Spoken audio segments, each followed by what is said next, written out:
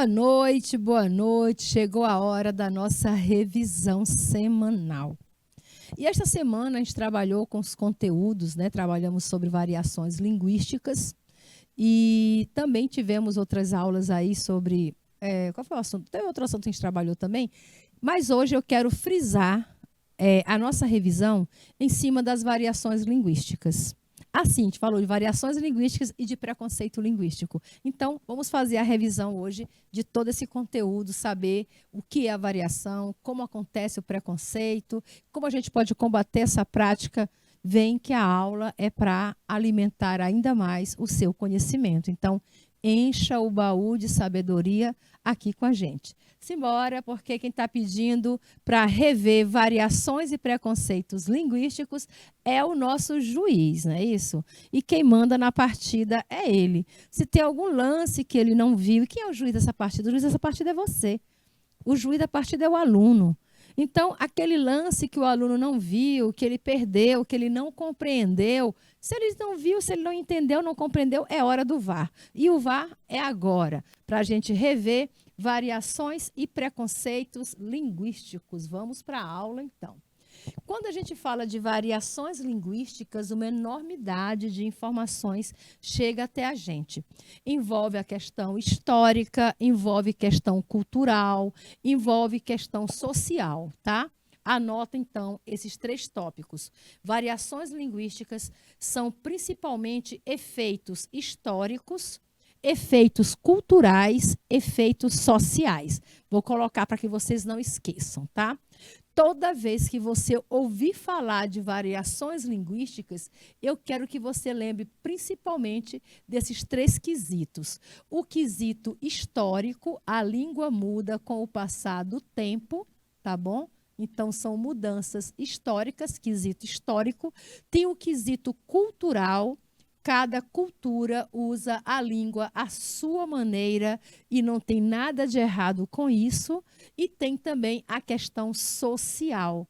A questão social reflete não só a classe social, como também a escolaridade, o grupo social a que a pessoa pertence, se é mais jovem, se é mais velho, se ele é político, se ele é um técnico, se ele é um médico. Quer dizer, cada grupo social cria a sua própria linguagem, o seu próprio dialeto. Então, quando você fala que a língua portuguesa tem várias formas de se apresentar, as principais formas que modificam a língua, o modo como ela é usada pelo falante, estou falando na fala, né, e não na escrita, que a escrita não deve mudar, principalmente pela questão histórica, ou seja, o tempo passa e a língua sofre alterações.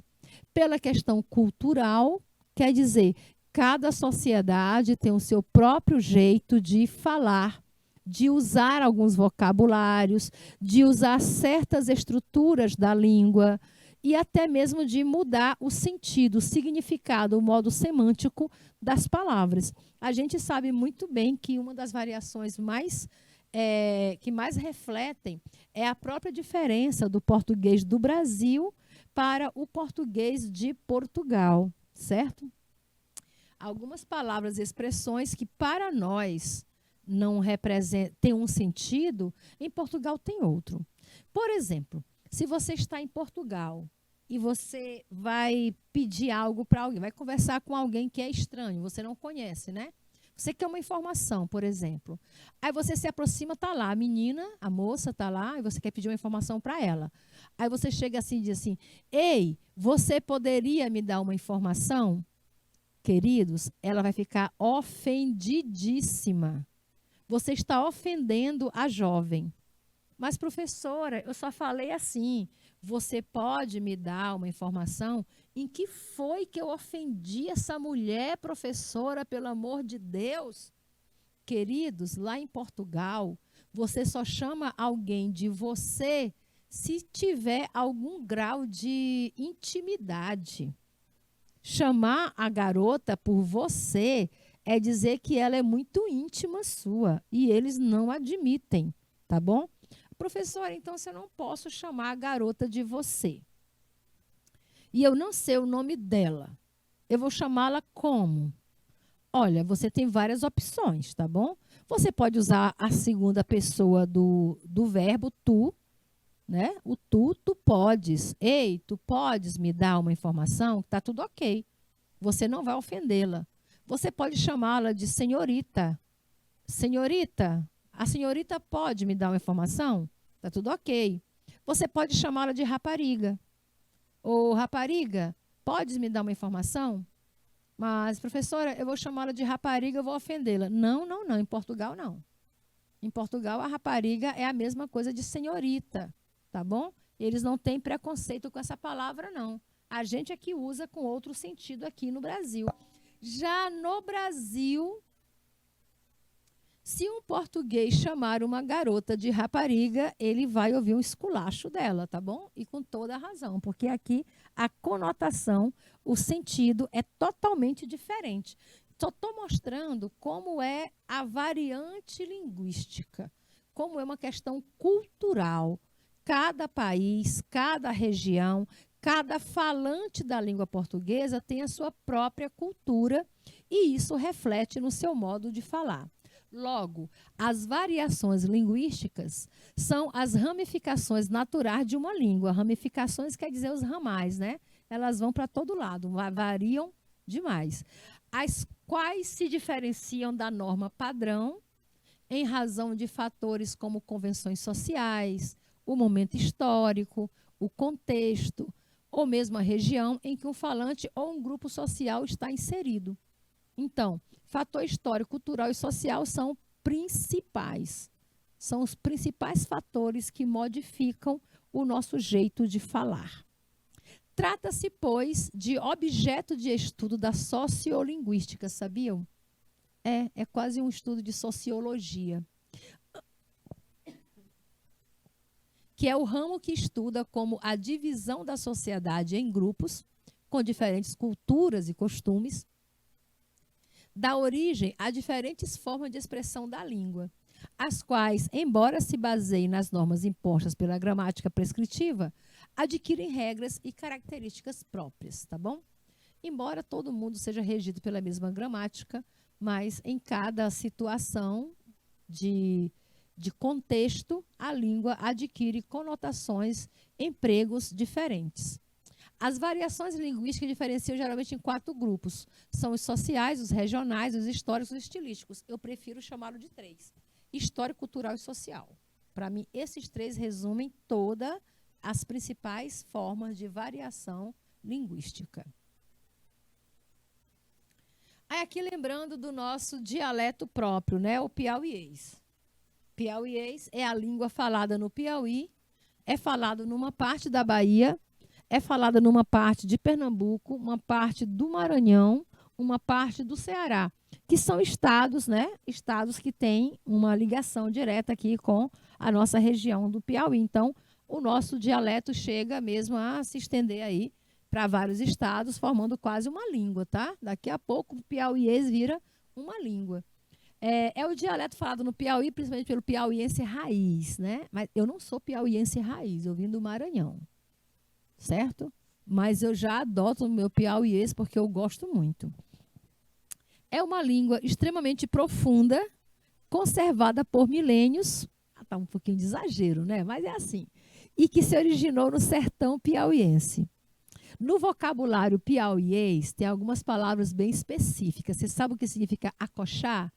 Acochar aí, mulher. Acochar é apertar, espremer, né? Se eu digo arrocha o nó, arrochar é namorar, ficar, olha aí. Arrocha é namorar, ficar. Aberar, olha, vou aberando, né? Aberar é fugir, escapar, correr. Caçar conversa. Você já ouviu falar isso? Ei, deixa de caçar como professor, ele está caçando conversa comigo. Caçar conversa é provocar, irritar uma pessoa. Tem rumo. Você está falando uma coisa, rapaz, isso aí tem rumo. Tem rumo quer dizer, tem razão, é possível, né? Tem rumo. O professor Ellison diz muito isso, meu amigo. Tem rumo. Raiar. Eita, que hoje eu vou sair é para raiar, menino.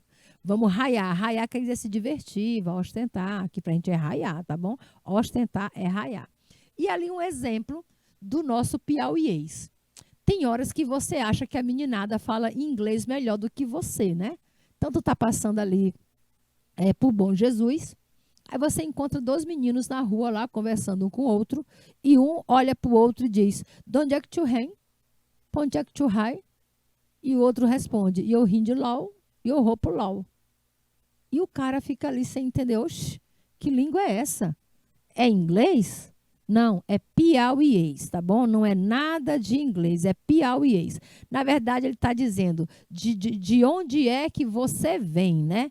De onde você vem. Aí ele fala, de onde é que tu vem? De onde é que tu vem? Para onde é que tu vai? Para onde é que tu vai? Tá bom? Eu vim de lá e eu vou para lá. Aí fica eu rim, né? Pro vim. Eu rim de lá, eu vou para lá, né? Eu vou para lá. Então, acho até que é inglês. Simbora. Aqui eu tenho um texto do meu conterrâneo, professor, dentista, Nelson Jonas, tá bom?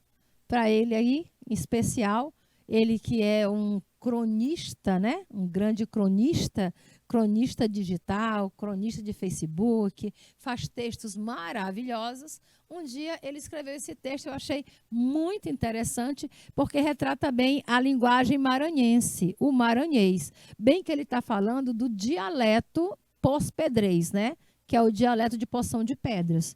É o dialeto pós-pedrez. Eu sou natural de Poção de Pedras, Maranhão. Eu também conheço esse dialeto. Ele fala assim, olha, diálogos Poção Pedrense, que é o dialeto pós-pedrez. Já sei a solução para todos os problemas de Poção, que é Poção de Pedras, né? Para cada invenção linguística nossa, ele não chama de variação, ele chama de invenção linguística nossa, deveríamos receber royalties, né? Opa, seria muito bom se cada criatividade linguística recebesse royalties. Somos pobres porque queremos, não por falta de talento. Deveríamos patentear algumas palavras que só aqui tem outro sentido. Olha, já pensou se a gente patentear algumas palavras que são próprias de Poção de Pedras? Por exemplo, lá em Poção de Pedra você fala gatinha. Gatinha em Poção não é uma garota bonita, como você conhece, e nem é o feminino de gato, tá bom? Quando você fala que vai pegar a gatinha, gatinha lá em Poção de Pedras quer dizer política. Se alguém falar torar a gatinha, não se desespere, não vão cortar a gata ao meio. E sim quer dizer que a política está ganha. É isso, né? Quando vai ganhar a política, rapaz, a gente vai torar a gatinha. Então, torar a gatinha é ganhar a política. Tem outra expressão própria deles lá, deixa eu pegar aqui o nosso marcador de texto, tá bom? Para eu pegar a primeira expressão aqui, então, é a gatinha. A outra expressão é a loba, tá? É muito falado em Poção de Pedras, tem até o blog, viu? Pesquisa, tem o blog da loba. Loba, lá em Poção de Pedras, não é o feminino de lobo. Loba é mentira. Quer dizer mentira. Então, quando disserem para você, te passaram a loba, tu já sabe, né? Tu já sabe. Então, te passaram a loba quer dizer mentiram para você. Tu não é menino, é outra expressão bem característica da minha cidade, Poção de Pedras. Olha aí, estou até com saudade, né? Precisando voltar lá para passar a loba em alguém. Tu não é menino, é uma expressão muito comum que quer dizer, é com esse puxado, ó, isso mesmo, com o i puxado.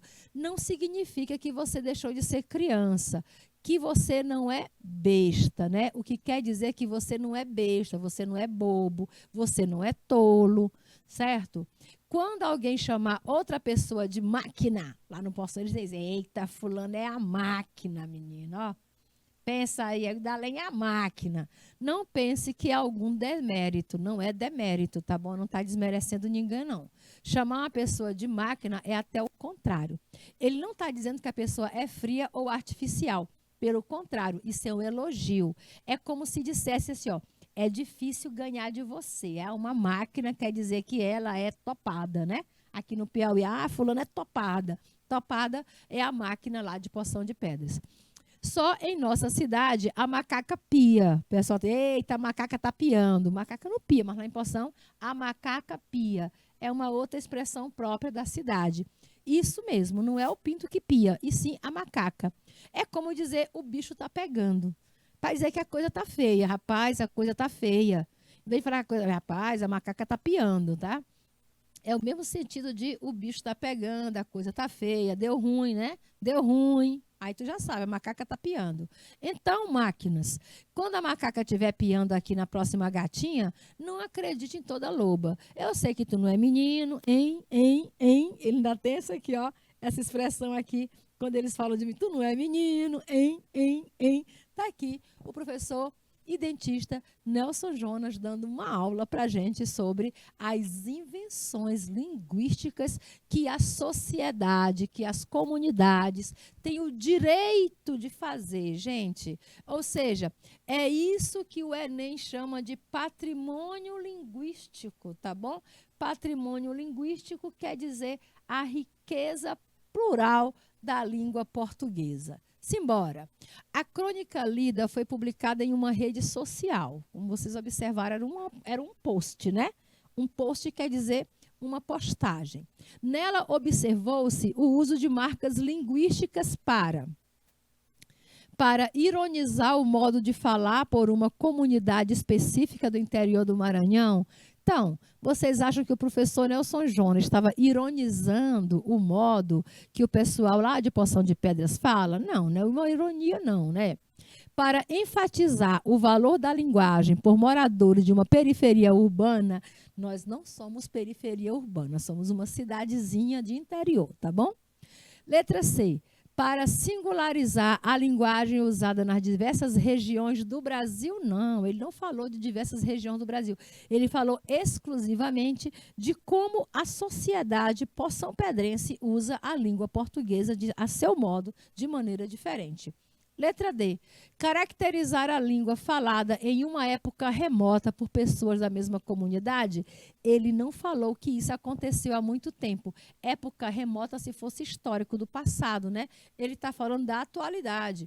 Agora mesmo, momento político, a macaca está piando, porque todo mundo quer torar a gatinha, entendeu? Então, é a forma como o Poção Pedrense fala nesse período. Logo, ele fez o texto para esclarecer a diversidade de sentido de algumas palavras e expressões próprias do vocabulário de uma cidade, né? Ele usou o texto para isso, o que ele queria mesmo era mostrar ao mundo, aos seus seguidores, aos seus leitores, a diversidade de sentido de algumas palavras e expressões que são próprias do vocabulário da sua cidade. Então, lá em Poção de Pedras, não deixe ninguém te passar uma loba. Passar a loba é mentir para você. Simbora. A FUVEST coloca aqui um texto que diz capitulação. Capitular, né? Capitulação. Delivery até para telepizza. É um exagero. Há quem negue. Um povo com vergonha da própria língua já está entregue. Luiz Fernando Veríssimo. Oh, Luiz Fernando Veríssimo. Ainda bem que você escreveu esse texto antes da pandemia, tá bom? Porque hoje, depois da pandemia, a palavra delivery já está no dicionário português, tá bom? Já foi acolhida pelo Volpi. Quem é o Volpi? É aquele artista das bandeirinhas? Não. Volpi é o vocabulário ortográfico da língua portuguesa. Aqui nesse texto, tipo um poema, né? O Luiz Fernando Veríssimo está criticando o uso de algumas palavras estrangeiras dentro do vocabulário da língua portuguesa. Aí ele diz, delivery até para telepizza é um exagero. É um exagero usar delivery até para telepizza. A quem negue, um povo com vergonha da própria língua já está entregue. Ele quer dizer isso, né? Que a gente usa as palavras estrangeiras como delivery, que é para entrega, é um serviço de entrega, diz que a gente usa a língua estrangeira porque está com vergonha da nossa. Ainda bem, viu? Porque foi o delivery que nos salvou da pandemia. Quando a gente não podia ir a restaurante, você não ia ao supermercado, aí você fazia as compras a delivery, né? Ou seja, para entregar em casa. E deu muito emprego, tá bom? Muita gente desempregada, qualquer pessoa com uma bicicleta e até a pé trabalha com delivery. Então, o título atribuído pelo autor está adequado, tendo em vista o conteúdo do poema? Justifique sua resposta. Então, por que é que o nome do texto é capitulação? O que quer dizer capitular? Capitular quer dizer render, se entregar. Logo, como ele diz no final, um povo que tem vergonha da própria língua já está entregue, né? Então, se ele diz que a gente já se entregou ao domínio estrangeiro, capitular, que quer dizer se render, está de acordo. Beleza? O exagero que o autor vê no emprego da palavra delivery se aplica também à telepizza. Ele diz delivery até para telepizza, né? Então, esse exagero que ele está falando da palavra delivery também se aplica com a telepizza. Ele acha mais exagerado delivery, uma vez que para delivery existe uma forma portuguesa adequada que quer dizer em casa, né? Deixar em casa. Ou, como a gente diz, em domicílio, tá? Antes você não via delivery, era assim, entrega a domicílio, estava errado. Entrega em domicílio, tá certo, tá bom? E as pessoas deixaram de usar o entrega em domicílio para dizer delivery. Aí quem não sabe chama delivery. A minha mãe dizendo, né? Minha filha, pede aí uma pizza no delivery. Ela pensa que o delivery é um restaurante. Mas delivery é um serviço que deixa, né, que deixa sua encomenda na porta de casa. Tanto pode ser refeição, como pode ser outras coisas que a gente pede, que a gente compra e o delivery vai entregar. Eu comprei uma gramática e o delivery foi deixar em casa outro dia. Foi ótimo. Mas, preconceito linguístico. O brasileiro não sabe falar português. O hobby, né? O hobby. Essa aqui é uma chargezinha que o pessoal coloca. Lá no Letras da Unipsec, Blogspot, tinha isso aqui, ó. Preconceito linguístico. O brasileiro não sabe falar português. Aí o Batman, né, dá aquele socão no Robin e diz: chega de preconceito linguístico. Dizer que brasileiro não sabe falar português é preconceito linguístico. Corrigir a fala dos coleguinhas é preconceito linguístico. Achar que o português fala melhor, o português que eu falo é o lusitano, tá? Achar que o povo de Portugal fala melhor português do que o brasileiro é preconceito linguístico. Achar que a professora de português fala melhor português do que o catador de lixo no lixão é preconceito linguístico. Na verdade, o auge da língua é a comunicabilidade. Então, quando você se comunica, não importa a língua que você esteja usando. O importante é que a comunicação funcionou. O preconceito linguístico... Marcos Banho, vou ler esse texto aqui do Marcos Banho, porque ele é o fenômeno, né? Hoje é uma das maiores autoridades quando se fala de preconceito linguístico. É ele quem é consultado aí pelos mestres dos mestres, quando se fala desse tipo de conteúdo, tá bom? Então, o Marcos Banho diz assim: o preconceito linguístico está ligado, em boa medida, à confusão que foi criada no curso da história entre língua e gramática normativa. Nossa tarefa mais urgente é desfazer essa confusão. Uma receita de bolo não é um bolo.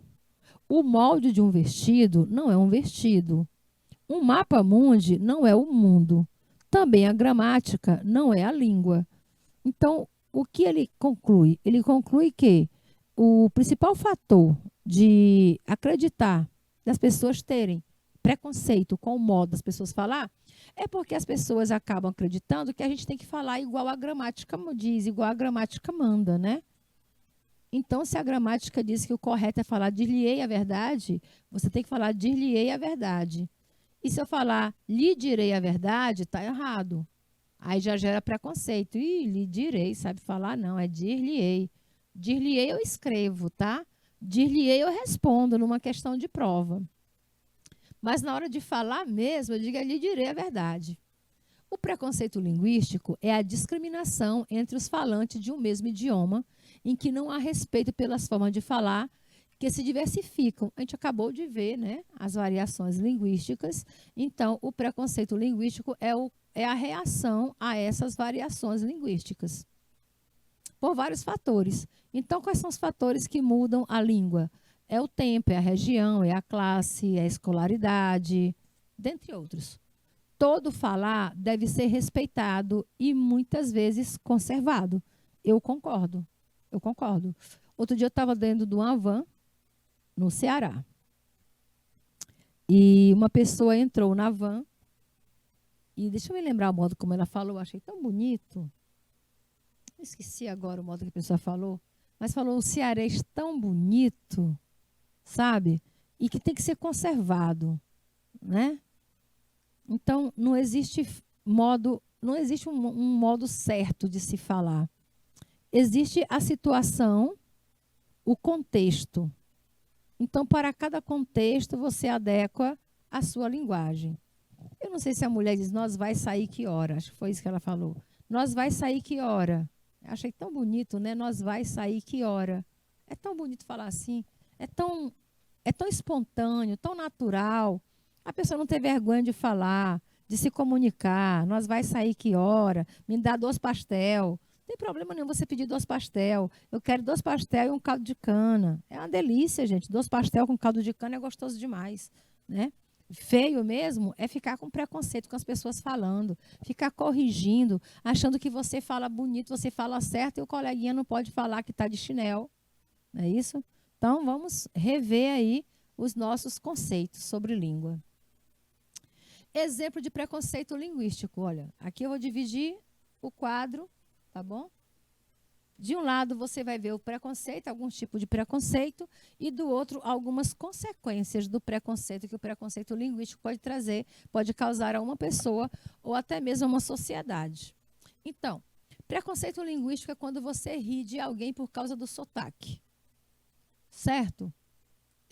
Eu já presenciei isso aqui acontecendo com uma pessoa que é paraense e ela era criança no 7º ano, estudava o 7º ano numa escola pública e ela tinha acabado de chegar, né? De chegar do Pará, morava no Pará e veio morar no Piauí e ficou numa sala de aula, só ela que falava daquele jeito.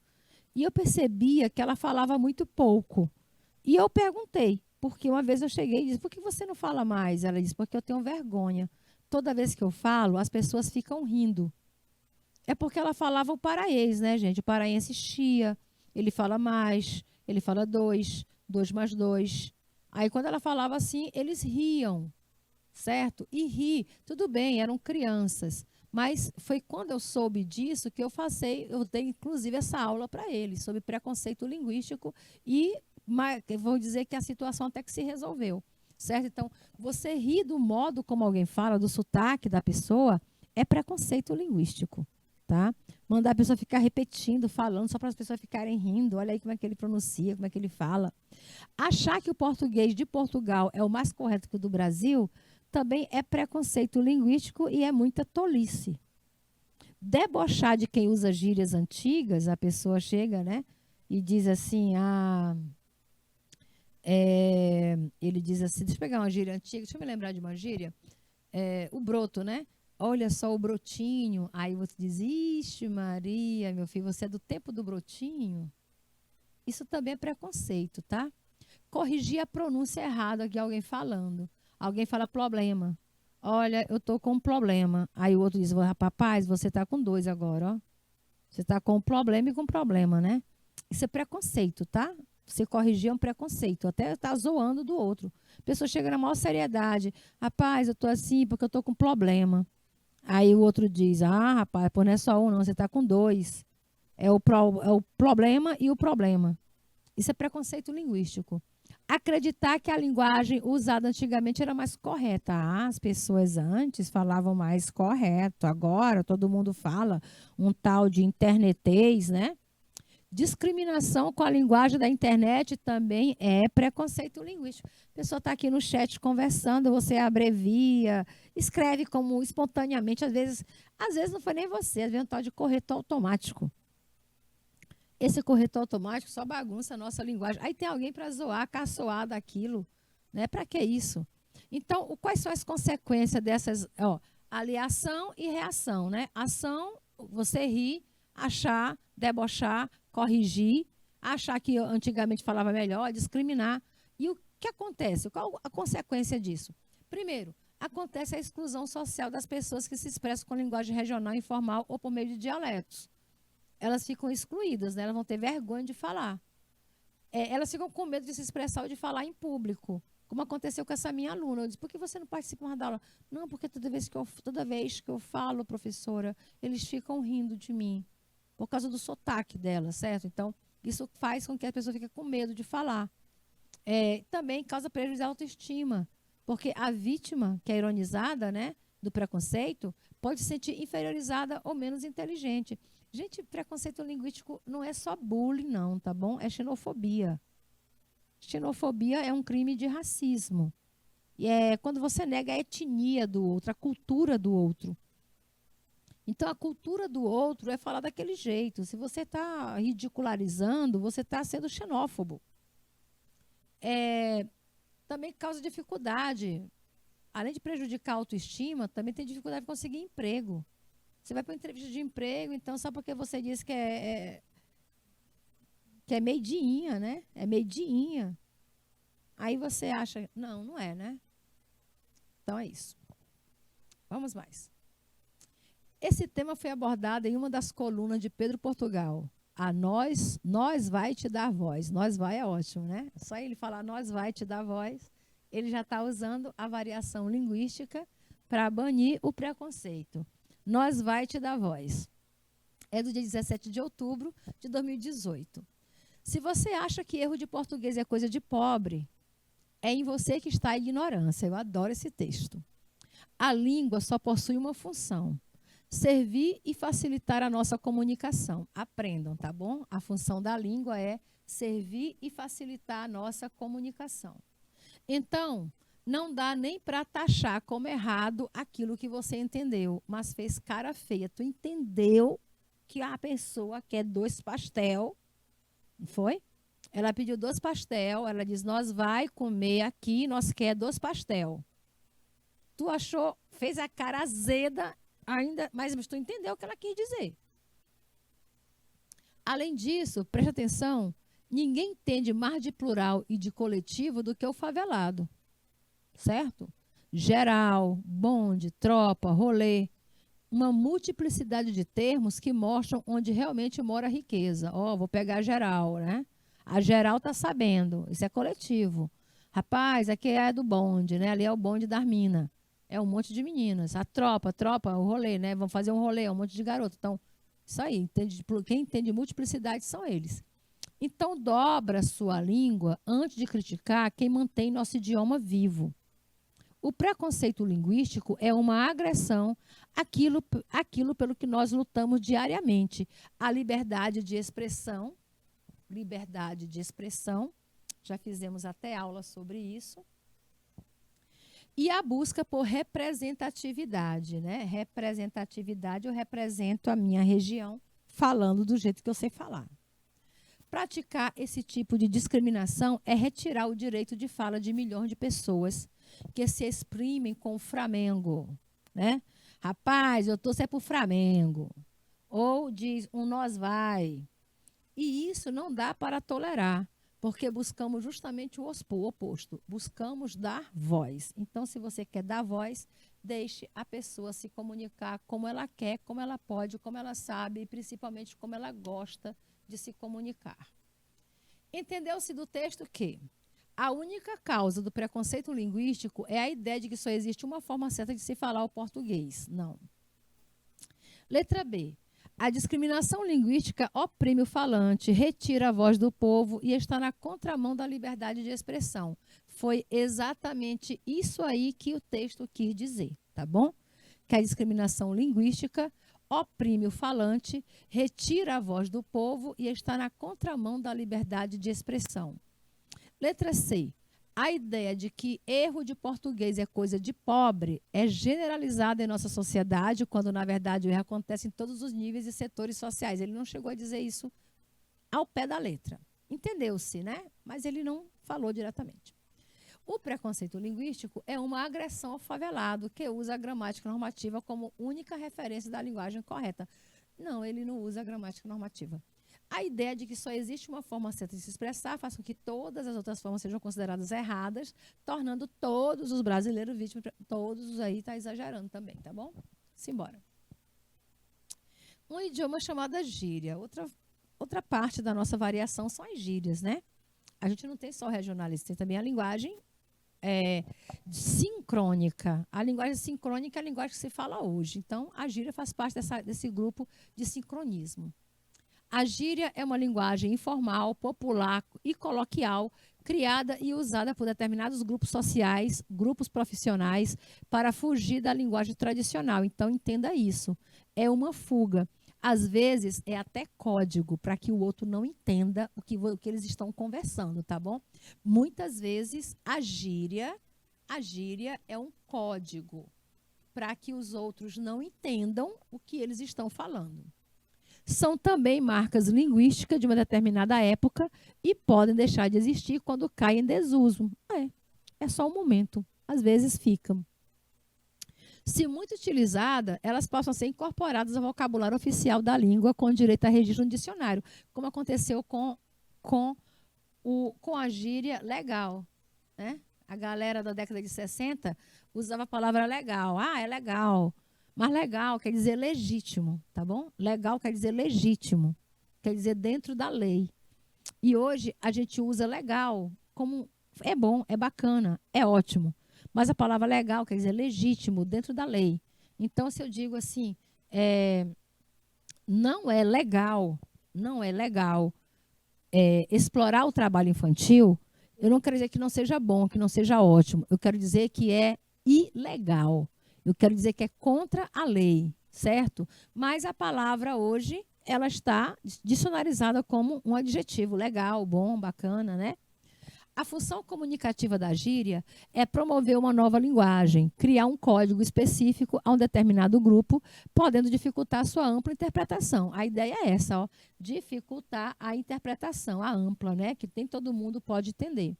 Todo grupo social possui uma linguagem própria, como a gente viu ainda agora lá naquele texto de Poção de Pedras, né? Ali é uma linguagem própria, um jargão, palavras ou expressões que usam no seu ambiente. Por exemplo, estudante, advogado, jogador de futebol, médico, policial, vendedor, todo mundo tem o seu próprio linguajar, tem os seus códigos. Aqui, alguns exemplos de gírias que estão disponíveis lá na Maré Online. Suave, passa nada e nem pode. Tá de réis. Que mais? Rala peito. Vou marcar de base, tá de mironga. Papo reto. Olha, eu botei um papo reto, eu conheço. Vai lá, vai lá. Relíquia. Cria. Cria, eu já ouvi esse cria.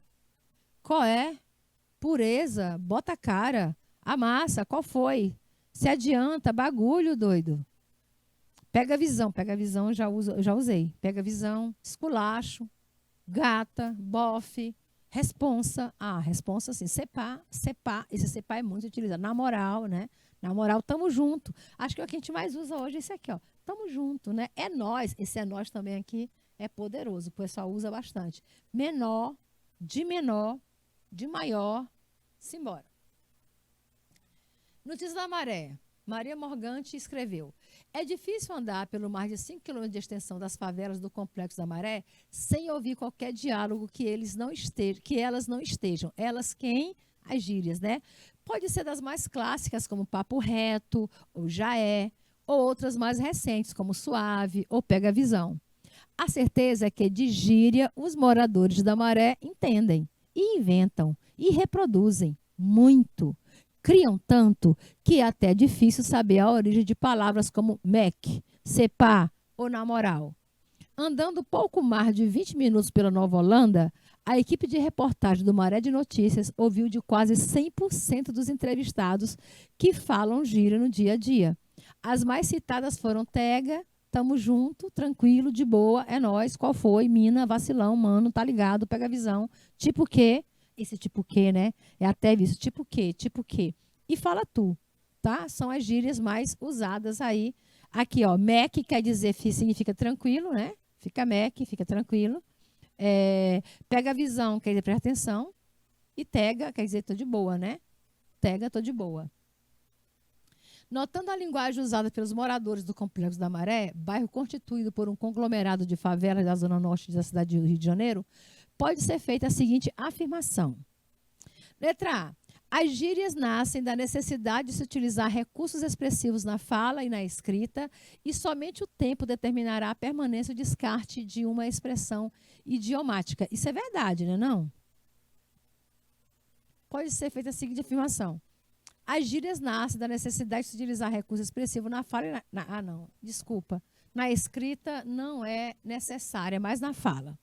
Considerando o período da publicação da matéria, essas gírias registradas pela reportagem já se tornaram obsoletas, né? Ou seja, não são mais usadas pela velocidade da mutação da linguagem, porque certamente deixaram de cumprir sua função.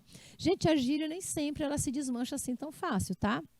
Então, algumas delas vocês viram ali que a gente ainda usa bastante. O tamo junto, é nós, né? Muito utilizada.